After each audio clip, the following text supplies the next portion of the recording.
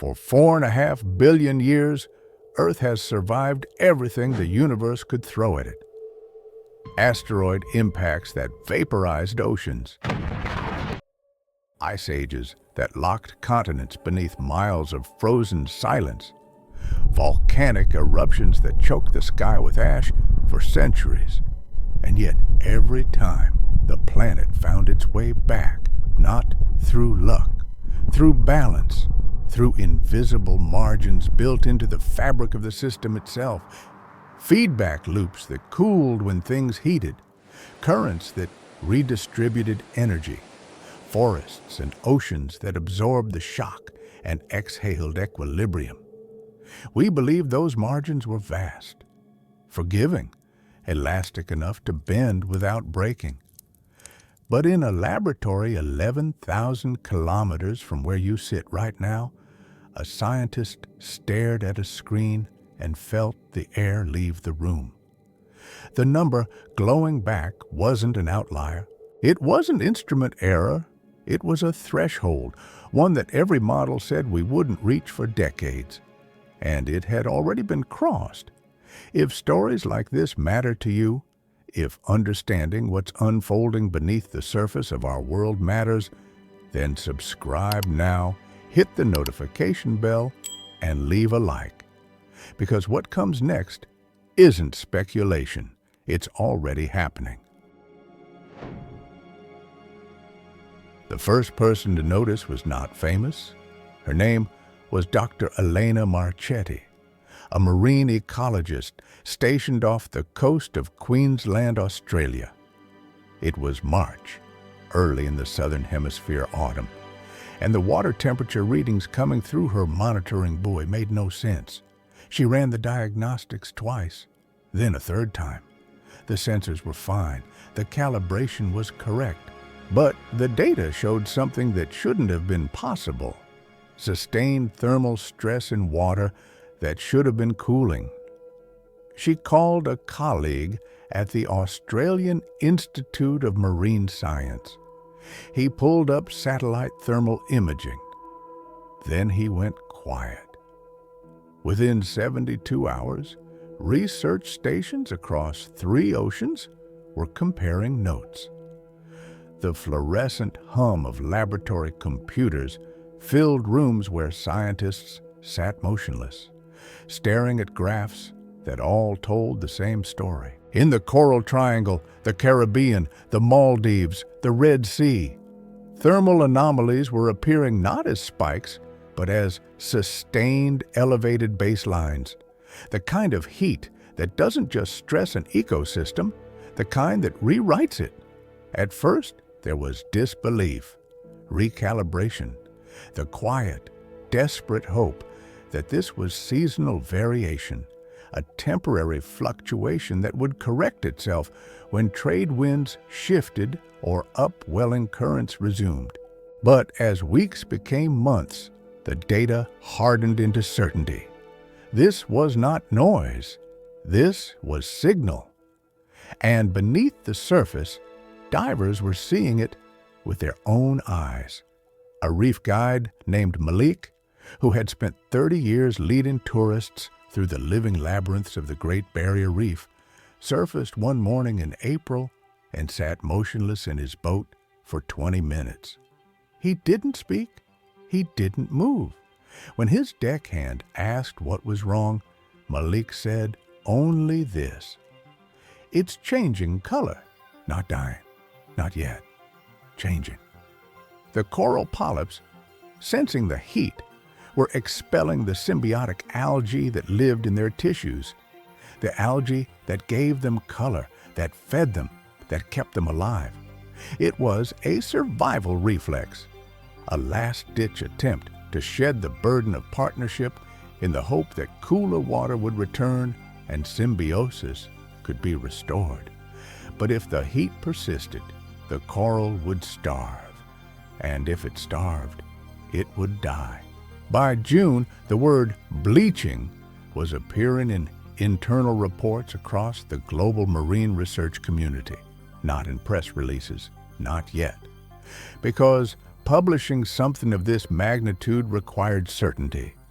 It required peer review, statistical confidence, cross-verification across data sets spanning decades.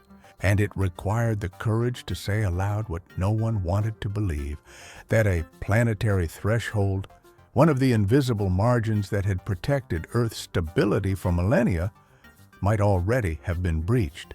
Dr. Anya Patel, a climate systems researcher at Oxford, was one of the first to use the term publicly.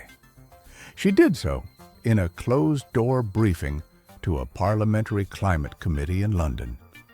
The room was small. The air was stale. She stood at a podium with a single slide, projected behind her a global map of coral reef systems, color-coded by thermal stress exposure. Nearly every reef system on Earth was red. "This is not a projection," she said. "This is now." The silence that followed was not the silence of surprise. It was the silence of recognition. Because everyone in that room understood what she was saying without her having to say it. The models had predicted this threshold would be reached sometime in the 2040s, perhaps the 2050s. But the models had underestimated the speed. They had underestimated the momentum already locked into the system.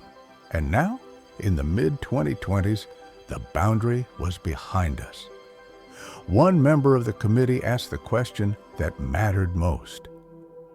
Can it be reversed? Patel looked at him for a long moment. Then she answered, "No. If you're watching this because you want to understand what's really happening to our planet, not the headlines but the science, then take a moment now to like this video and subscribe. Turn on notifications, because the story we're telling isn't just important. It's unfolding in real time, and you deserve to see it clearly." Back in Queensland, Malik stopped taking tourists to his favorite dive sites. Not because the coral was gone, but because he couldn't bear to explain what they were seeing.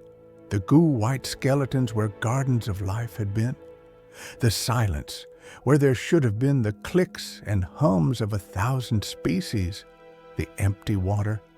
He had spent 3 decades learning the reef, its rhythms, its moods, the way it shifted with the seasons, the way it recovered from storms, the way it thrived in the balance between light and current and temperature.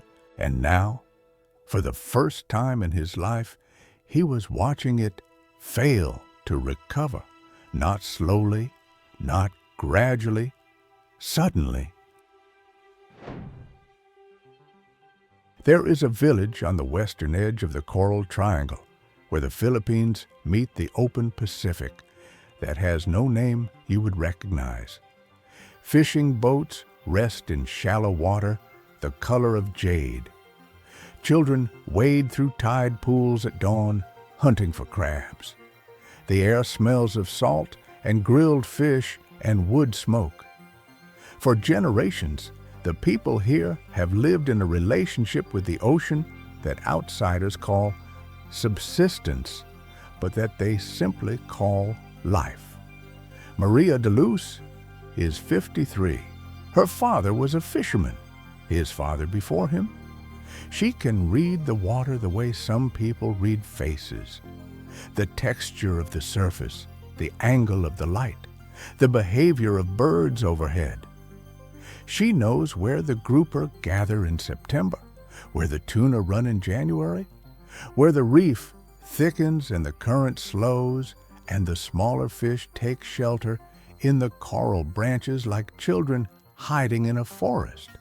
Or she used to know. In the spring of 2024, something changed. The grouper didn't come. The tuna passed farther offshore, beyond the range of her boat. And when she dove to check the reef, mask pressed tight, breath held, descending through water that felt warmer than it should, she saw coral that looked wrong, pale, brittle. The branches that had been golden and violet and green now looked like bone left too long in the sun. She surfaced and said nothing, because what was there to say? That the reef was sick? Everyone could see that. That the fish were disappearing? Everyone already knew. But Maria also knew something else. She knew that without the reef, the waves would reach the village differently, harder, faster. Without the barrier of living coral to fracture and slow the energy of the open ocean, every storm would hit like a fist. And the storms were getting worse. In August, a typhoon named Hannah passed 200 kilometers to the south. It should have been distant enough to spare them, but the waves that reached the village that night were taller than anyone remembered. They broke over the seawall, flooded homes, tore fishing nets from their moorings, and dragged them out to sea. When the water receded, Maria stood in her doorway and looked at the tide line marked in mud across her floor, higher than it had ever been, and understood that this was not an accident of weather. This was consequence. 15,000 kilometers to the west, in the Maldives, a resort manager named Rashid walked the beach at sunrise and counted the dead coral washed ashore overnight. Fragments, pieces, what had once been a living structure now reduced to calcium rubble, white and light and empty. Tourists still came. They still snorkeled. They still took photographs. But Rashid had worked here for 20 years, and he could see what they couldn't. The reef was dying in layers. First, the shallow corals, exposed to the highest temperatures. Then, the deeper formations, slower to bleach, but just as vulnerable. The collapse was moving outward from the shore like a stain. He tried to explain it once to a guest from Berlin who asked why the water looked so clear. "It's clear because there's nothing in it," Rashid said. The guest didn't understand. Clear water was beautiful. Clear water meant you could see the fish, except there were no fish. In the Caribbean, off the coast of Belize, a marine biologist named Dr. Marcus Osei spent 6 weeks surveying a reef system that had been the subject of his doctoral research 15 years earlier. He had photographs from that time, images of coral so dense you could barely see the rock beneath it, forests of staghorn and elkhorn coral rising from the seafloor like architecture, purple sea fans swaying in the current, parrotfish and angelfish and grouper moving through the structure in abundance so thick it felt like being inside a living cathedral. He returned to the exact GPS coordinates, descended to the exact depth, positioned himself in the exact spot where he had taken the original photographs, and saw nothing. Not bleached coral, not dying coral, nothing, just rock, bare limestone, a desert where a rainforest had been. He surfaced and sat in the boat for an hour without speaking. His research assistant asked if he wanted to move to the next site. Marcus shook his head. There was no point. He already knew what they would find. Later, in his hotel room, he opened his laptop and began writing the hardest email of his career. It was addressed to his former advisor, a woman who had spent 50 years studying Caribbean reef ecology and who had recently retired. He wrote 4 drafts before he could find the words. The reef is gone, not degraded, not struggling, gone. I don't know how to tell you this, but I think we need to start preparing for the possibility that what we study doesn't exist anymore. Not in the form we knew, maybe not in any form that matters. He sent it at 3 in the morning and couldn't sleep because he understood in a way that graphs and models and temperature data could never convey, that this was not just ecological loss. This was severance. The breaking of a bond between ocean and atmosphere, between species and habitat, between human communities and the living systems that had sustained them for millennia. The coral reefs were not decorations. They were not scenery. They were infrastructure, built over tens of thousands of years by billions of organisms depositing calcium carbonate skeleton by skeleton, layer by layer, into structures that sheltered coastlines, fed nations, and stabilized the chemistry of the ocean itself. And now, across the planet, in water that had warmed by just 1 degree Celsius, a change so small you wouldn't feel it if you dipped your hand beneath the surface, those structures were failing. Not someday. Now. Maria stood on the beach and watched the sun set over water that looked the same as it always had. Calm, beautiful, infinite. But she knew what lay beneath. And she knew that the invisible architecture holding her world together, the reef that had protected her village, fed her family, shaped every memory of her childhood, was collapsing, and no one was coming to stop it. Earth is not a static object drifting through space. It is a system, a machine constructed from interlocking processes that have maintained a delicate operational equilibrium for millions of years. Atmospheric circulation, ocean currents, ice sheets that reflect sunlight back into the void, forests that breathe carbon from the air and lock it into wood and soil, coral reefs that buffer coastlines and anchor marine food webs. These are not separate phenomena. They are connected, interdependent, and each one operates within boundaries, thresholds of temperature, chemistry, and energy, beyond which the system does not bend. It breaks. This is what scientists call a tipping point. Imagine a tree branch bending under weight. For a time, it flexes. It absorbs the pressure. You can add more weight, and the branch will hold, curving downward but not snapping. This is resilience. This is the margin. But there comes a moment, unpredictable, invisible until it happens, when one additional gram of pressure crosses a threshold and the branch does not bend further. It fractures. And once fractured, no amount of relief will restore it to its original form. The break is permanent. Or imagine a glass of water tilted slowly toward the edge of a table. For a time, surface tension holds. The liquid stays contained.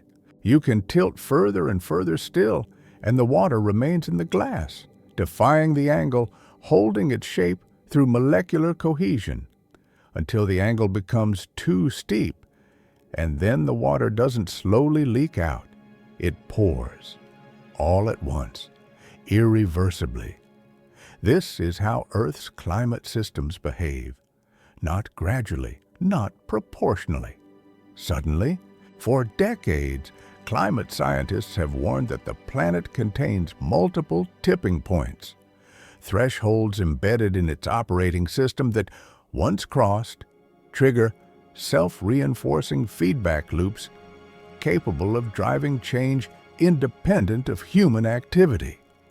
The collapse of the West Antarctic ice sheet, the dieback of the Amazon rainforest, the shutdown of the Atlantic meridional overturning circulation, the thawing of Arctic permafrost. Each of these systems exists in a state of tension, held in place by conditions that have remained stable for thousands of years. But those conditions are changing, and the tension is building. And now, for the first time in human history, one of those thresholds has been crossed. Warm water coral reefs, the sprawling, three-dimensional ecosystems that occupy less than 1% of the ocean floor but support nearly a quarter of all marine species, have entered a state of collapse from which they cannot recover within any time frame that matters to human civilization. This is not prediction. This is observation. The mechanism is precise. Coral reefs exist in a narrow thermal band. Most species thrive in water between 23 and 29 degrees Celsius. When ocean temperatures rise beyond that range, even by a single degree, for sustained periods, the coral polyps expel the zooxanthellae algae living in their tissues. This is bleaching. It is not death, not immediately. It is stress, a desperate physiological response to conditions the organism cannot tolerate. If temperatures drop, if cooler water returns within weeks, the coral can recover. Symbiosis can be restored. But if the heat persists, the coral starves. And if it starves, it dies. And the heat is persisting. Since 1850, global ocean temperatures have risen by approximately 1 degree Celsius. That number sounds small, insignificant, a rounding error. But in a system as vast and thermally stable as the ocean, 1 degree represents an almost incomprehensible influx of energy. The oceans have absorbed more than 90% of the excess heat trapped by greenhouse gases in the atmosphere. They have buffered the planet, slowed the warming of the air. But that heat doesn't disappear. It accumulates. And in the surface waters where coral reefs grow, the sunlit shallows, the warm currents, the tropical zones, that accumulation has crossed a threshold. The global average temperature at which coral reefs experience mass bleaching is now being exceeded every single year. Not in projections, not in models. Now, in 2023, the National Oceanic and Atmospheric Administration confirmed that coral reefs had experienced the 4th global bleaching event on record. But unlike previous events, in 1998, in 2010, in 2016, this one did not subside. The thermal stress did not relent. By 2024, researchers confirmed that the event had become the longest and most severe ever documented. And by 2025, the scientific community reached a conclusion that had been unthinkable a decade earlier. Warm water coral reef systems have crossed their tipping point. The probability of their survival in anything resembling their current form is now functionally zero, not in a century, not in 50 years. Within the lifetimes of children alive today, the coral reefs that have existed for hundreds of thousands of years will be reduced to skeletal rubble, colonized by algae, eroded by waves, and dissolved by an ocean that is not only warming, but acidifying as it absorbs carbon dioxide from the atmosphere. And this is where the feedback begins. Because coral reefs do not exist in isolation. They are nodes in a planetary network. When a reef collapses, it stops performing the functions that stabilized the systems around it. Coastlines lose their primary defense against storm surge and erosion. Fisheries lose their nursery grounds. Ocean chemistry loses a massive carbon sink. Because living coral sequesters carbon in calcium carbonate structures that, when alive, grow faster than they dissolve. But dead coral does the opposite.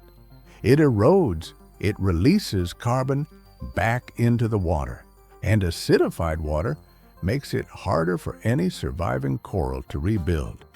This is a feedback loop, a self-reinforcing spiral the loss accelerates the conditions that caused the loss.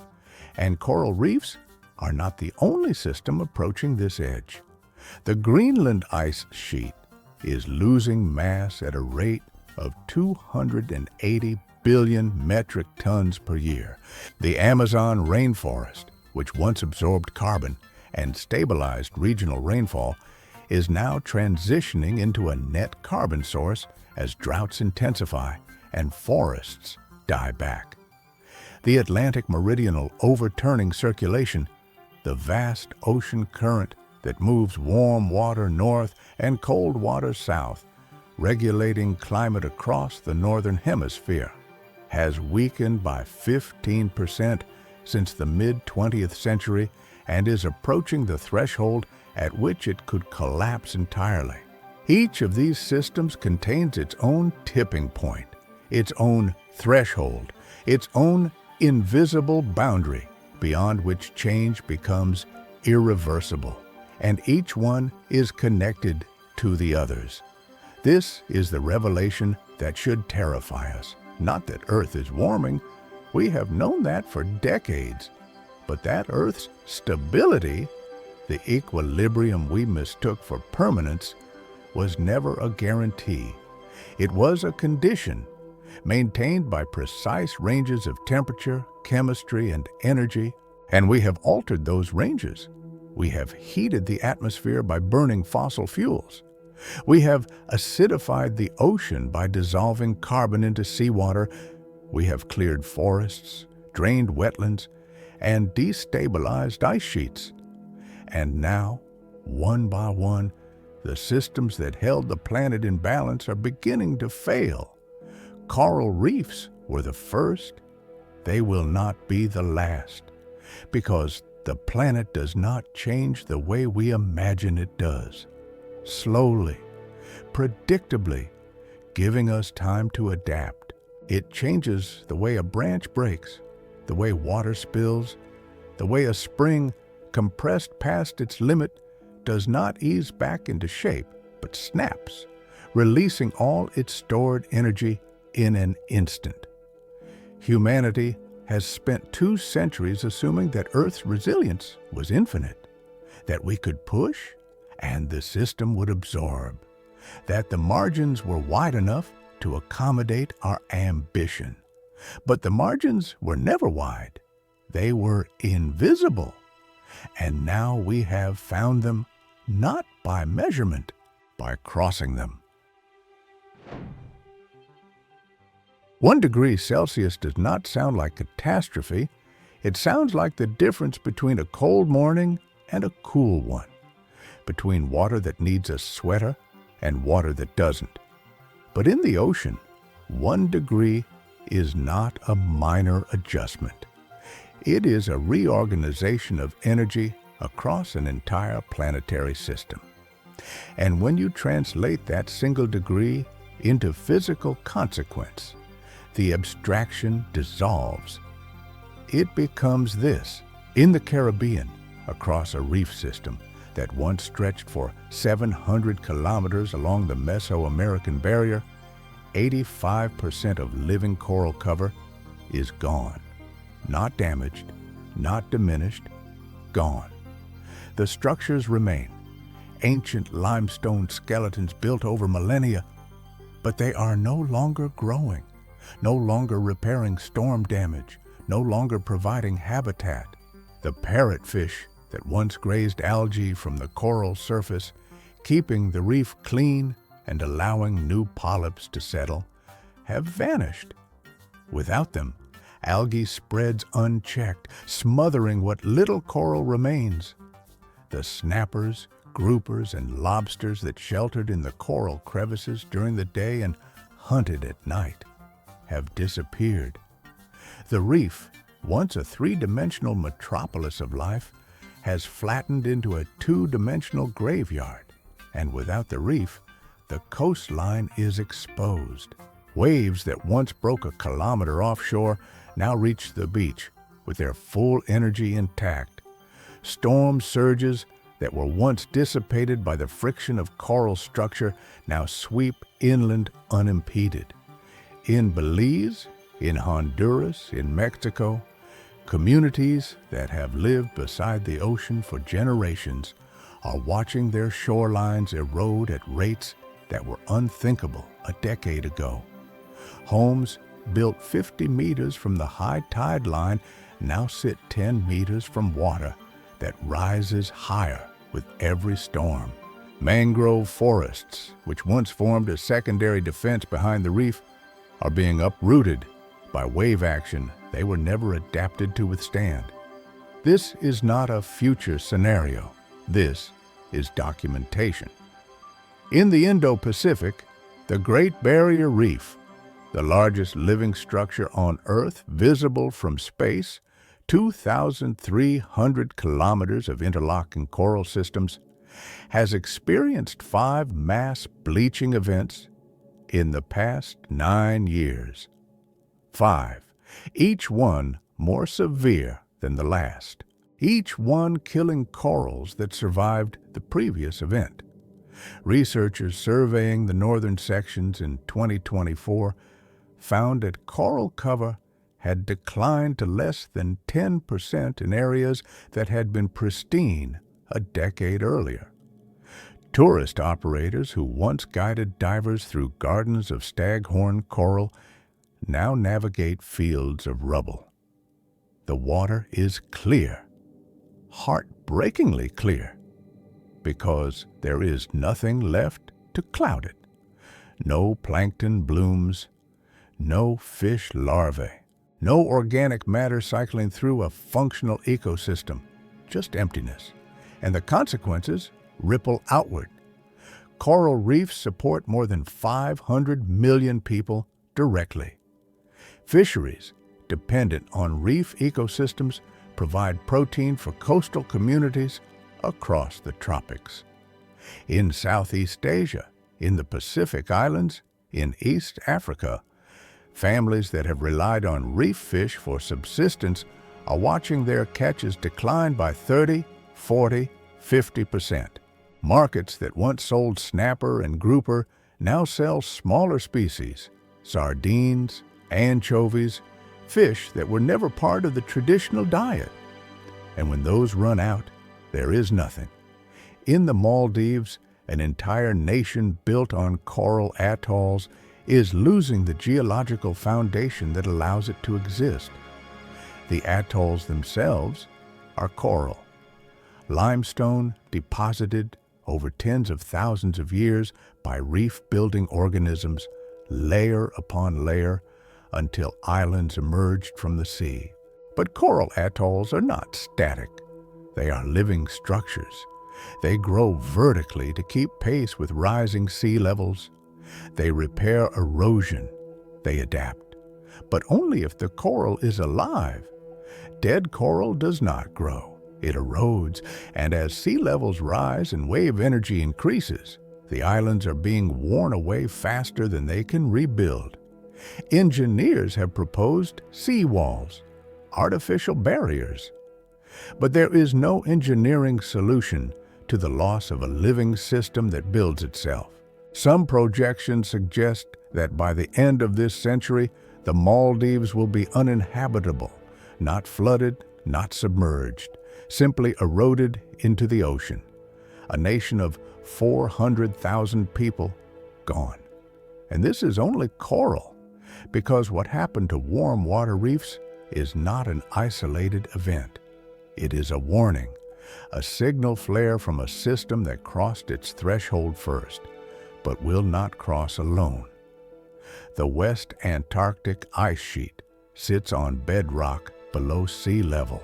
It is held in place by ice shelves, vast floating platforms of ice that brace the glaciers behind them and slow their flow into the ocean. But those shelves are thinning. Warming ocean water is melting them from below, carving cavities into ice that has been stable for thousands of years. When an ice shelf collapses, the glacier behind it accelerates. And when glaciers accelerate, they dump billions of tons of ice into the ocean. The Thwaites Glacier alone, a single river of ice in West Antarctica, contains enough water to raise global sea levels by 65 centimeters, and it is already destabilizing. Scientists call it the Doomsday Glacier, not because its collapse would end the world, but because once it begins, it cannot be stopped. The Amazon rainforest, which covers 5.5 million square kilometers and produces 20% of the planet's oxygen, is approaching a tipping point of its own. Deforestation and climate change are reducing rainfall. Less rainfall means more drought. More drought means more tree death. Dead trees release carbon instead of absorbing it, and the carbon released accelerates warming, which reduces rainfall further. The feedback is already visible. In the southeastern Amazon, sections of forest that were once carbon sinks are now carbon sources. The forest is eating itself, and if deforestation reaches 20 to 25% of the original forest cover, it is currently at 17%, the entire system could flip. The rainforest could transition into savanna irreversibly. The Atlantic meridional overturning circulation moves warm tropical water northward along the surface and cold polar water southward along the ocean floor. It is driven by differences in temperature and salinity. But as the Greenland ice sheet melts, it pours fresh water into the North Atlantic. Fresh water is less dense than salt water. It doesn't sink. And if enough fresh water accumulates, the circulation slows or stops. The last time it stopped, 12,800 years ago, during an event called the Younger Dryas.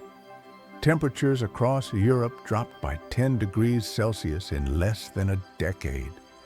Ecosystems collapsed. Civilizations that had begun to form dissolved.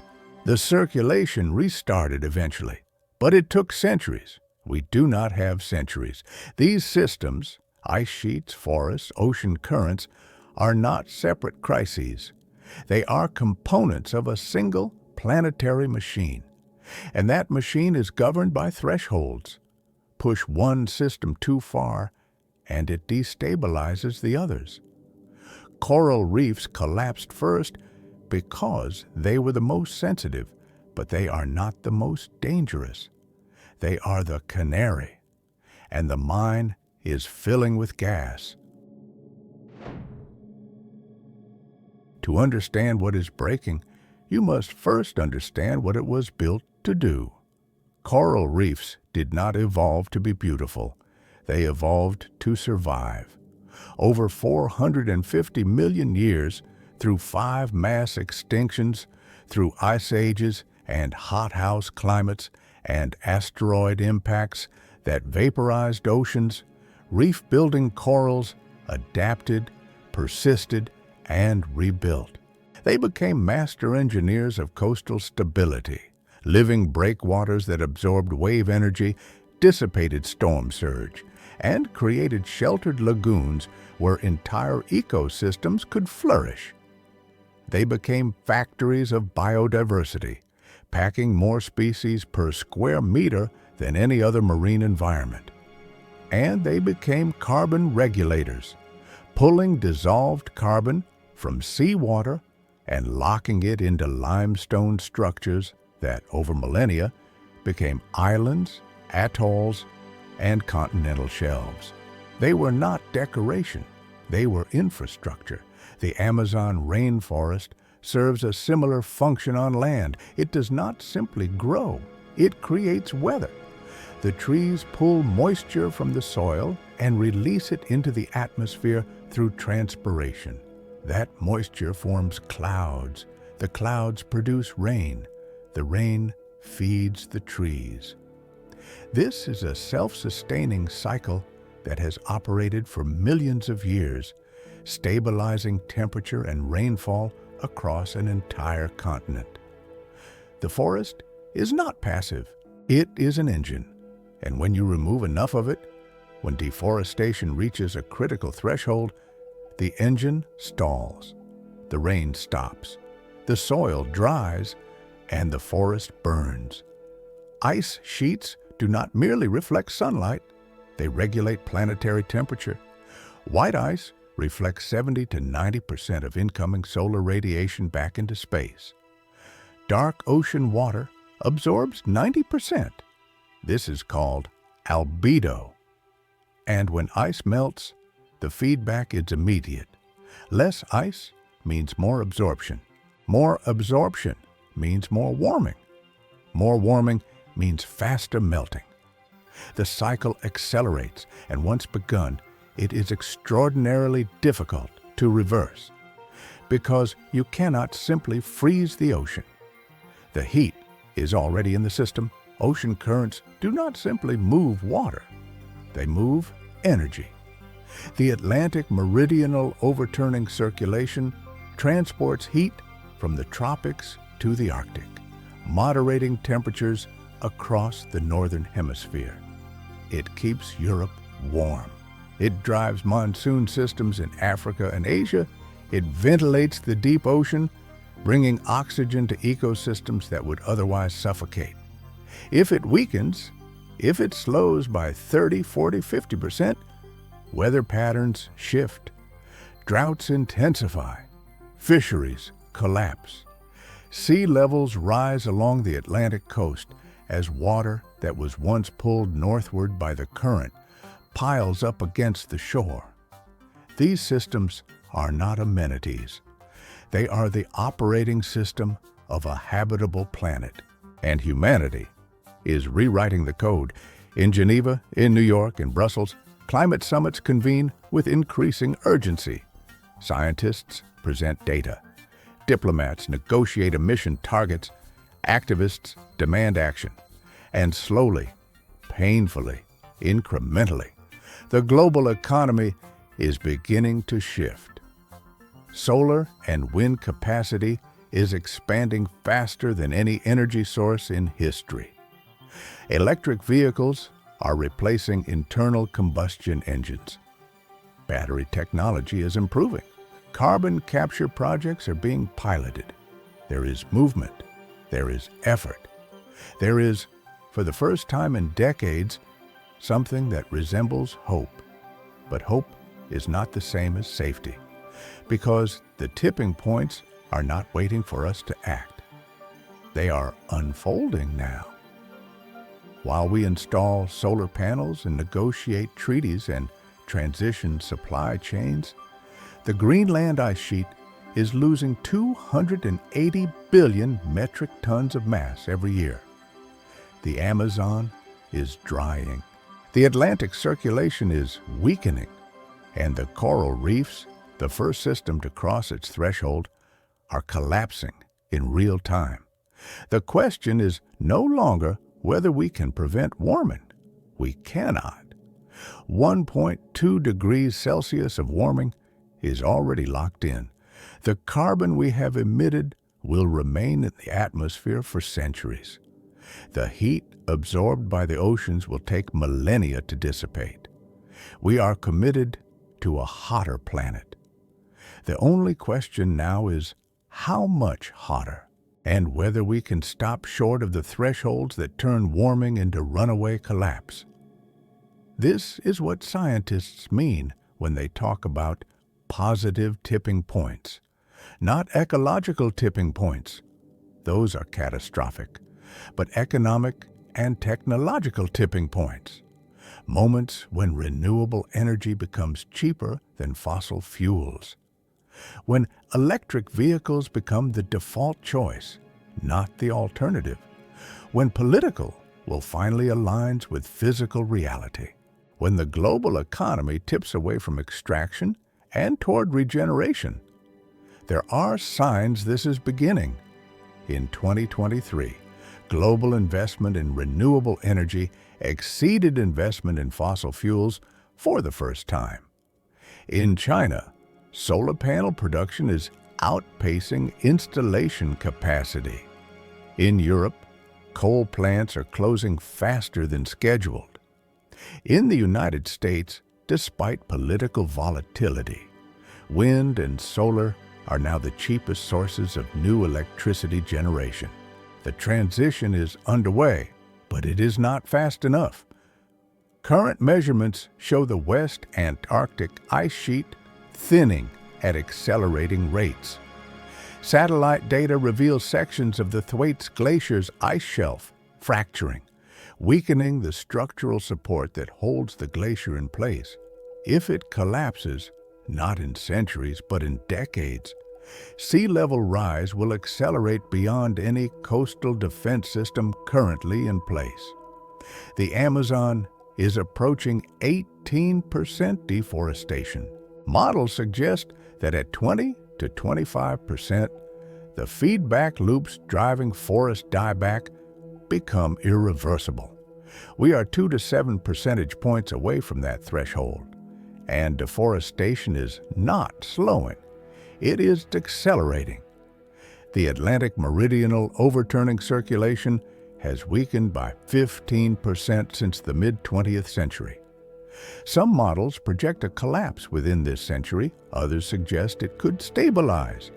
But the uncertainty itself is the danger, because if the circulation crosses its tipping point, there is no reversing it.